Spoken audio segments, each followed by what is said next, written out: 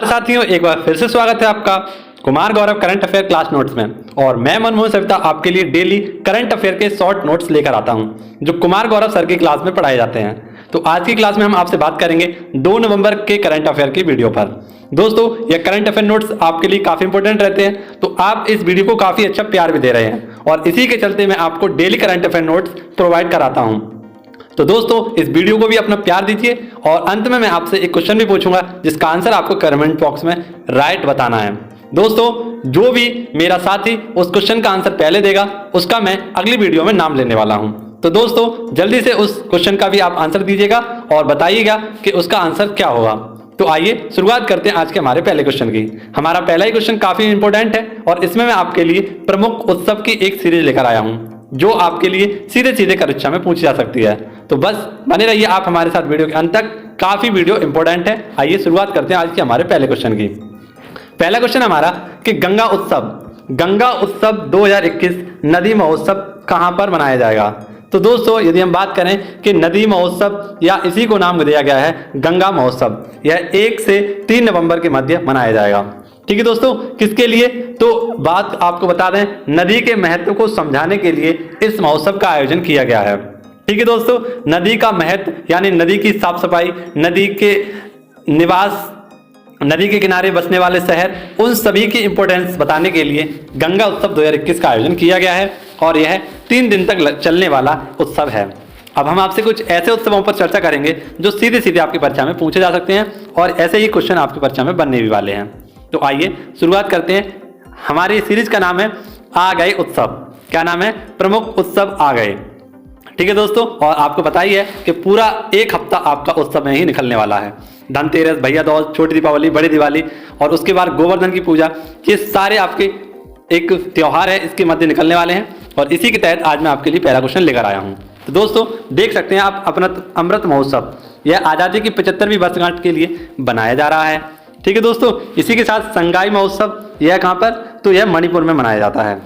ठीक है दोस्तों, यहाँ का एक हिरन है संगाई हिरन, यह भी यहाँ के काबुल नामजाओ नेशनल पार्क में पाया जाता है। ठीक है दोस्तों, इसी के साथ आपको याद रखना है सिग्मो फेस्टिवल, यह कहाँ पर मनाया जाता है? तो गोवा में, और सुनहरी धान का त्योहार है, इसीलिए इसे सिग्मो महोत्सव कहा जाता है। नेक्स्ट है हमारा हरेली त्योहार, यह छत्तीसगढ़ में धान उगाई और किसान अपनी औजारों की सफाई करने के लिए बनाते हैं। नेक्स्ट है हमारा नवरोज उत्सव, यह पारसी लोगों का यानी पारसी धर्म का क्या है? तो एक नववर्ष है जो प्रत्येक 16 अगस्त को बनाया जाता है। नेक्स्ट है हमारा नुआखाई उत्सव, यह नुआखाई उत्सव किससे संबंधित है? तो नुआखाई महोत्सव जो हमारा स्थित है वह उड़ीसा से संबंधित है। नेक्स्ट है, हाल ही में मैंने आपको करंट अफेयर की क्लास में पढ़ाया था नाड़ा हब्बा, यह नाड़ा हब्बा कहाँ का है? तो मैसूर दशहरा के नाम से भी इसे जाना जाता है और यह क्या है? दशहरा उत्सव है। ठीक है, कहाँ पर? तो कर्नाटक में इसे बनाया जाता है। तो आशा करता हूँ आपको यह क्वेश्चन काफी अच्छा लगा होगा, पसंद भी आया होगा। यदि पसंद आया हो तो हमारी वीडियो को लाइक करें और दोस्तों के साथ शेयर करना ना भूलें। आइए शुरुआत करते हैं हम नेक्स्ट क्वेश्चन की। और नेक्स्ट क्वेश्चन में भी आपको ऐसी लिस्ट में लेकर आया हूं जिसमें आपको छुक छुक ट्रेन रेलगाड़ी यानी हमारे संबंधित प्रश्न है रेलगाड़ी से, इनके प्रश्न मैं आपको बताने वाला हूं। तो इस क्वेश्चन को आपको गौर से देखना है और समझने की कोशिश करनी है। क्वेश्चन में पूछा गया है कि काफी इंपॉर्टेंट क्वेश्चन है दोस्तों, इससे संबंधित जो फैक्ट मैं लेकर आया हूं ये तो काफी ज्यादा इंपॉर्टेंट है। पहली एकीकृत प्रबंधन प्रणाली IMS प्रमाणित ट्रेन, तो हाल ही में आपसे बात करें कि दक्षिण भारत की पहली ऐसी ट्रेन है जिसे IMS द्वारा क्या किया गया है? प्रमाणित किया गया है। ठीक है दोस्तों, IMS क्या है? तो इंटीग्रेटेड मैनेजमेंट सिस्टम है जिसके द्वारा इसे सम्मानित किया गया है। ठीक है दोस्तों, यह एक प्रमाण पत्र है जो पहली बार दक्षिण भारत की ट्रेन को मिला है। ठीक है दोस्तों, उस ट्रेन का नाम है आपको याद रखना है, सीधा सीधा आपसे पूछा जाएगा चेन्नई मैसूर शताब्दी एक्सप्रेस। क्या नाम है? चेन्नई मैसूर शताब्दी एक्सप्रेस इस ट्रेन का नाम है। दोस्तों, आप कहते होंगे कि मैं इतना समझाकर क्वेश्चन को क्यों बताता हूं, तो समझाने का कारण यह है कि यदि मैं ना समझाऊं तो आप इस वीडियो को पूरा नहीं देखेंगे, है ना दोस्तों। सीधा सीधा मैं बता जाऊंगा तो आपकी वीडियो समझ में नहीं आएगी, इसीलिए मैं एक एक पॉइंट को आपको समझाने की कोशिश करता हूं।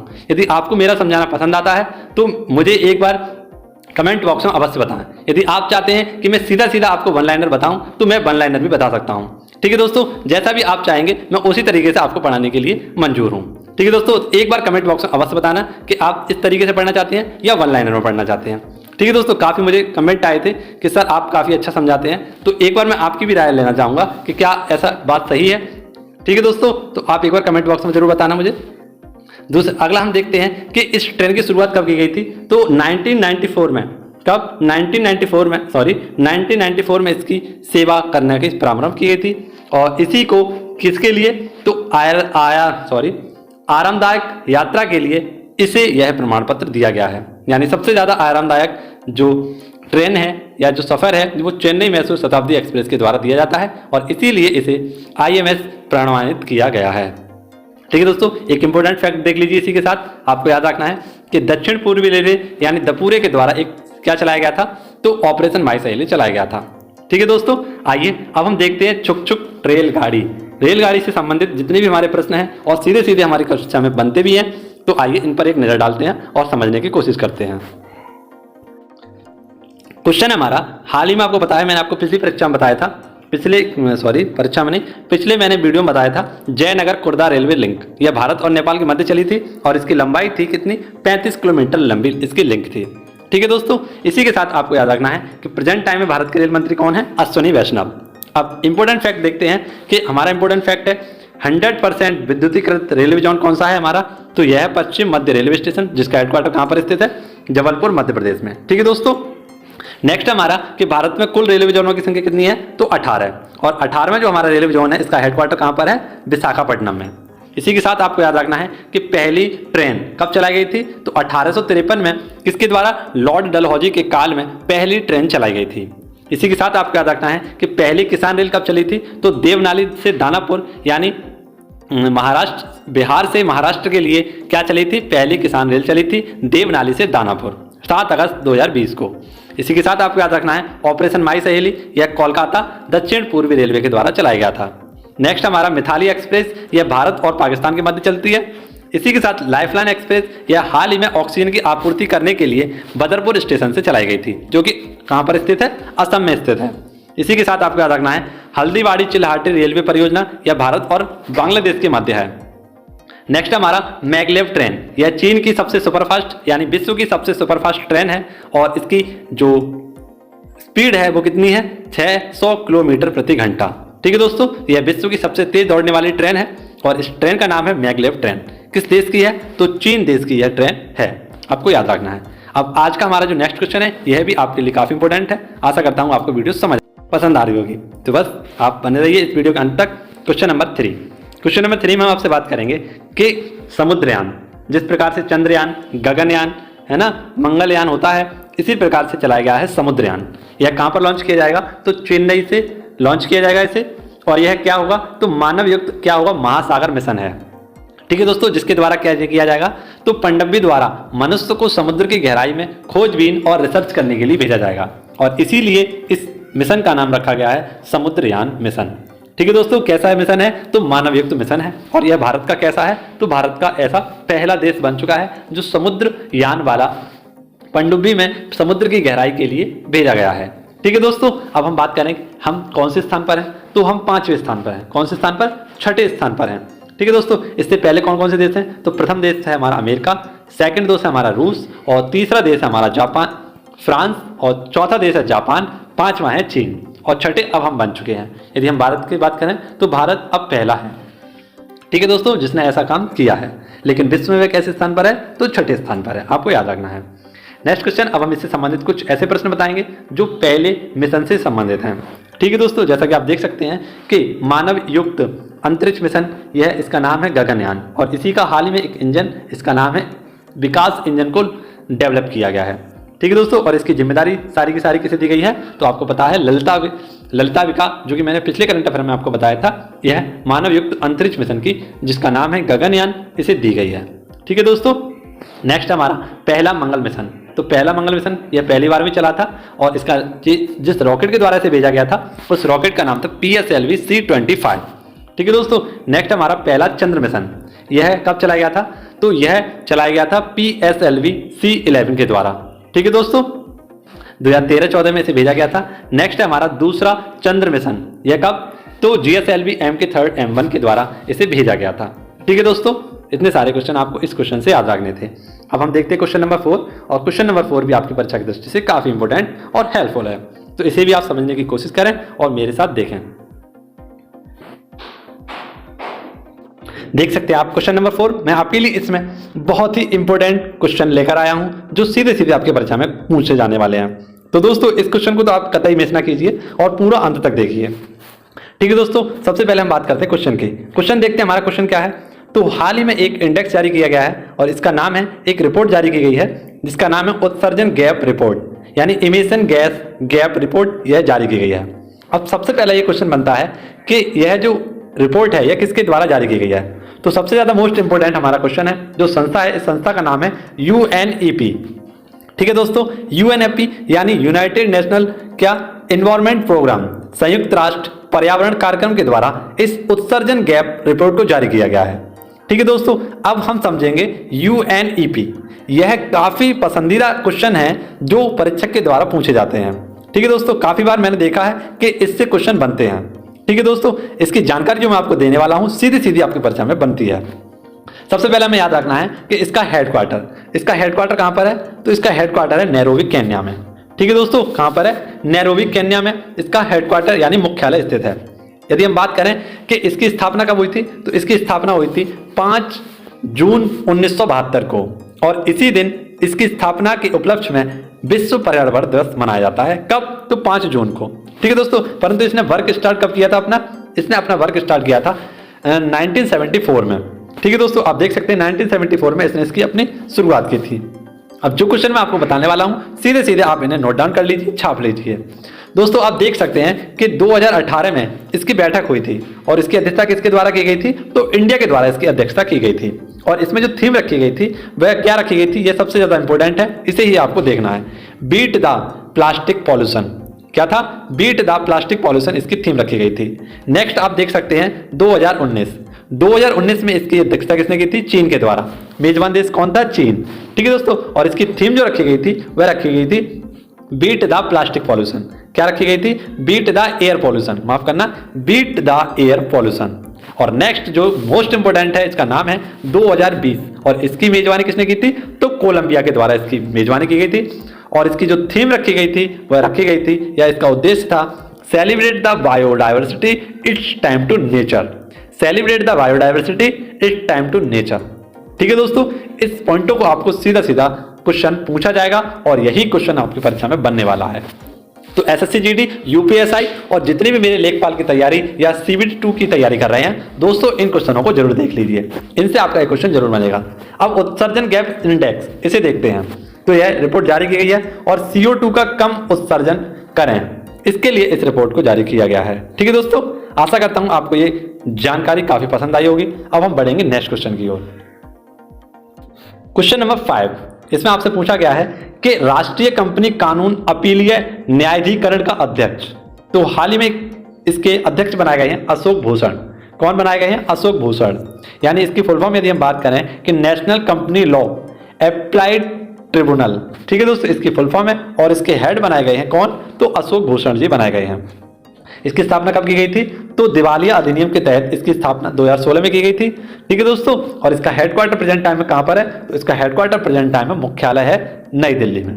ठीक है दोस्तों, और आज की सीरीज में आपके लिए लेकर आया हूं जो आपके लिए सीधी सीधी परीक्षा में पूछा जाएगा और काफी इंपोर्टेंट रहने वाला है। तो दोस्तों आप देख सकते हैं आज की हमारी जो सीरीज है टपाटक नियुक्तियां, और यही आपकी फंसने वाली है करंट अफेयर से। ठीक है दोस्तों, तो इस सीरीज में आप अपना 1 नंबर पक्का कीजिए। आइए मेरे साथ देखिए टपाटक नियुक्तियां। तो आप देख सकते हैं मित्रों, सबसे पहले हम देखना है संसद टीवी के CEO।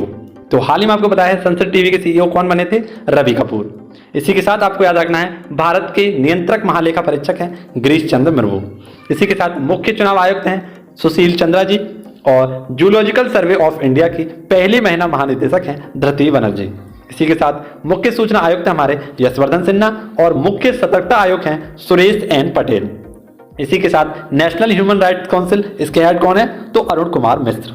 ठीक है दोस्तों, नेक्स्ट है हमारा, ये काफी इंपोर्टेंट है, असम राइफल के प्रदीप चंद्र नायर जी हेड हैं।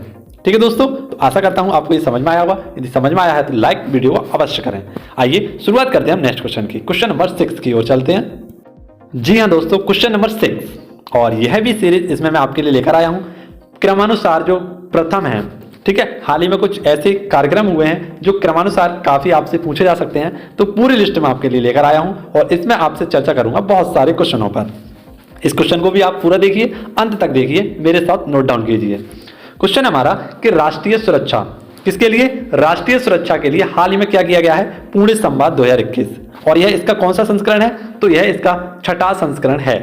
ठीक है दोस्तों, इसमें आपको केवल इतना याद रखना है कि ये इसका 6वां संस्करण है, और 6वां संस्करण होने के साथ ही इसमें जो मुख्य अतिथि रहे हैं यह काफी इंपॉर्टेंट है।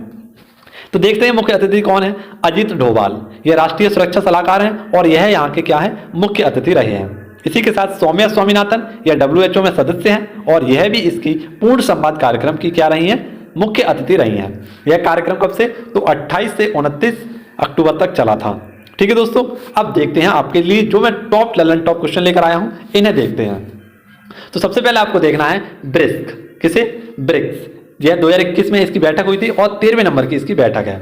ठीक है दोस्तों, और इसी के साथ आपको देखना है टोक्यो ओलंपिक। यह 32वें नंबर के थे जो 2020 के थे, और इसमें भारत की रैंक थी कौन सी? तो 48वीं भारत की इसमें रैंक थी। ठीक है दोस्तों, नेक्स्ट है हमारा टोक्यो पैरालंपिक। यह पैरालंपिक 16वें नंबर का था और भारत की इसमें रैंक रही थी 24वीं रैंक। नेक्स्ट है हमारा ऑस्कर अवार्ड, यह 93वें नंबर। ठीक है दोस्तों, अब नेक्स्ट है हमारा अंतरराष्ट्रीय योग दिवस, यह 7वें नंबर का था। तो आशा करता हूं आपको यह क्वेश्चन भी समझाने में मैं काफी बेहतर प्रदर्शन कर चुका हूंगा। तो बस आप बने रहिए हमारे साथ और देखते रहिए इसी प्रकार के मोस्ट इंपोर्टेंट क्वेश्चन। आइए शुरुआत करते हैं नेक्स्ट क्वेश्चन की। क्वेश्चन नंबर 9 जो मैं लेकर आने वाला हूं, इसमें मैं आपको बहुत ही इंपॉर्टेंट जानकारी देने वाला हूं। तो क्वेश्चन नंबर 9 को आप देखना ना भूलें। क्वेश्चन 9 भी आपके लिए काफी इंपॉर्टेंट रहने वाला है। आइए इस क्वेश्चन को देखते हैं। तो पूछा गया है वीर गाथा परियोजना, यह हाल में किसके द्वारा? तो CBSE यानी central board of secondary education के द्वारा इसे जारी किया गया है। वीरता संबंधित एक्टिविटी के लिए इसमें पुरस्कार और पदक की जो उपलब्धता कराई जाएगी इसी वीर गाथा परियोजना के तहत कराई जाएगी। ठीक है दोस्तों, और इसके तहत निम्नलिखित प्रकार की कैसी प्रतियोगिताएं कराई जाएंगी। ठीक है दोस्तों, अब कुछ इंपोर्टेंट फैक्ट आप देख लीजिए। तो इसमें मैं आपके लिए लेकर आया हूं, आप देख सकते हैं निपुण कार्यक्रम। तो यह शिक्षा से संबंधित है और इसके हेड बनाए गए हैं धर्मेंद्र प्रधान। ठीक है दोस्तों, नेक्स्ट हमारा सार्थक, यह भी शिक्षा से संबंधित है और छात्र और शिक्षक के समग्र विकास के लिए सार्थक कार्यक्रम को स्टार्ट किया गया था।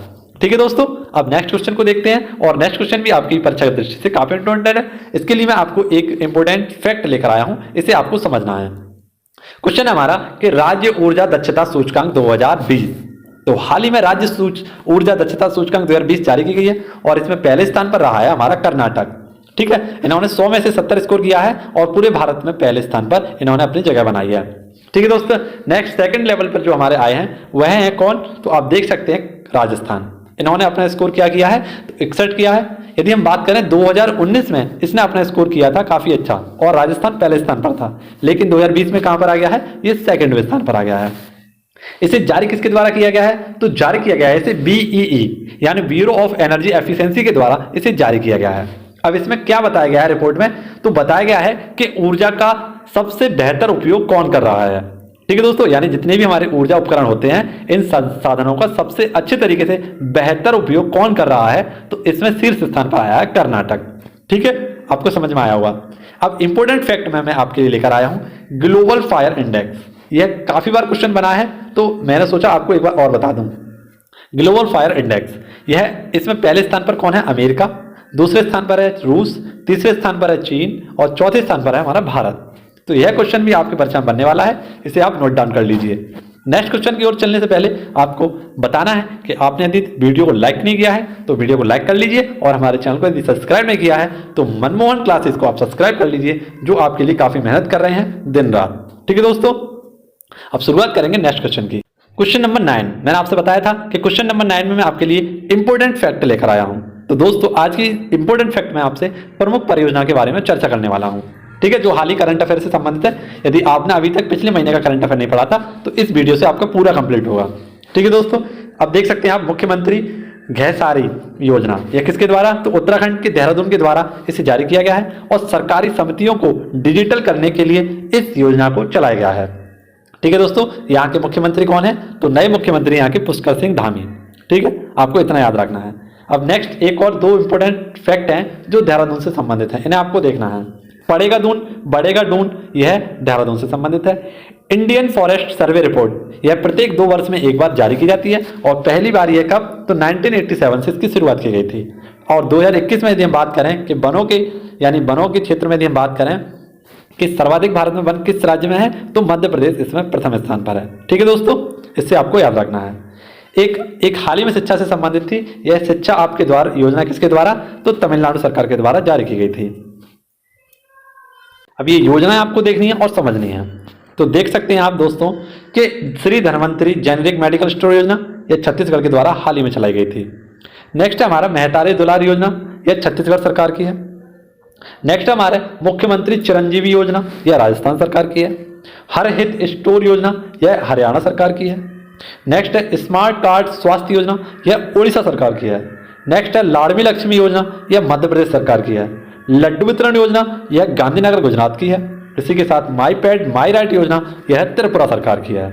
तो यह इंपॉर्टेंट योजनाएं थी, यह सीधी सीधी आपसे पूछी जाएंगी और आप इसका आंसर कर रहे होंगे। ठीक है दोस्तों, आइए अब शुरुआत करेंगे क्वेश्चन नंबर 10 की। क्वेश्चन नंबर 10, राष्ट्रीय एकता दिवस।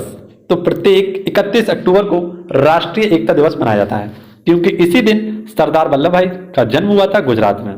ठीक है दोस्तों, सरदार वल्लभ भाई को हम किस किस नाम से, तो लौह पुरुष यानी आयरन मैन ऑफ इंडिया और बिस्मार्क ऑफ इंडिया के नाम से जानते हैं। यह सरदार वल्लभ भाई पटेल कौन थे, तो भारत के पहले गृह मंत्री और भारत के पहले उप प्रधानमंत्री थे।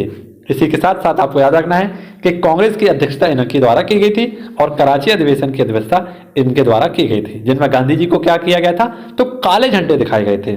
ठीक है दोस्तों, वन लाइनर क्वेश्चन है, आपको सीधे और सिंपल तरीके से मैंने समझाने की कोशिश की है। कोई नो बकवास नो झंझट किसी प्रकार का कुछ नहीं, सीधा क्वेश्चन आपके सामने है, आपको टिक करना है और मजे लेने हैं। अब आपके लिए लेकर आया हूं सरदार वल्लभ भाई से संबंधित कुछ इंपॉर्टेंट फैक्ट जो आपको समझने हैं। तो देख सकते हैं इसमें हम बात करेंगे कि स्पेशल फैक्टों में हम आपके लिए क्या लेकर आए हैं, statue of unity. Statue of unity यह कहां पर, तो केवड़िया जिला गुजरात में स्थित है। ठीक है दोस्तों, यदि हम बात करें साधु बेट द्वीप पर यह स्थित है, कहां पर, साधु बेट द्वीप पर, और इसकी लंबाई है कितनी, तो 182 मीटर की इसकी लंबाई है। और इसे बनाया किसके द्वारा गया है, तो राम सुतार के द्वारा इसकी वास्तुकार हैं। तो आज के सारे क्वेश्चन समाप्त होते हैं। यदि आपको पसंद आए हो तो लाइक करना, नहीं पसंद आए हो तो डिसलाइक करना। मिलेंगे हम आपसे नेक्स्ट वीडियो में, तब तक के लिए घर पर रहें, सुरक्षित रहें। धन्यवाद। जय हिंद, जय भारत।